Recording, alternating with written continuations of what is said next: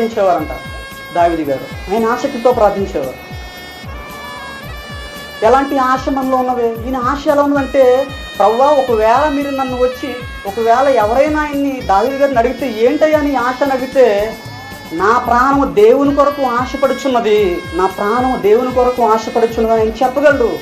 నా ప్రాణము దేవుని కొరకు ఆశపడుచున్నది, నా ప్రాణం దేవుని కొరకు ఆశపడుచున్నదని చెప్పగలరు. ఆయన ఇంకో సందర్భంలో ఏమైనా మాట్లాడతారు, 126 అనుకుంటా కీర్తనలో, నా కన్నీరు ఏరులై పారుచుందని మాట్లాడతారు ఆయన.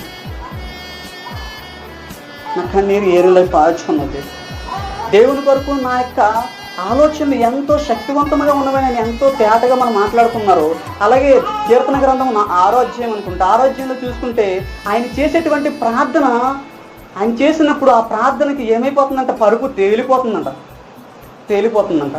ఇలాంటి శక్తివంతమైనటువంటి బైబిల్ మన దగ్గర పట్టుకుని మనం ఎలా ఉన్నామంటే, మనం పరిశీలన చేసుకోవాలి. తమ దేవుని ఎరిగిన వారు బలము కలిగి గొప్ప కార్యములు చేసేది అంటే ఇది ఎలా ఉన్నది మన యొక్క జీవితము, మనం ఎలా ఉన్నది మన జీవితము?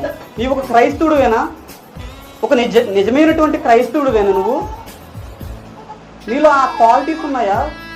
దానిలయ్య గారు మాట్లాడుతున్నారు, నీలో ఆ క్వాలిటీస్ ఉన్నాయా అని మాట్లాడుతున్నారు.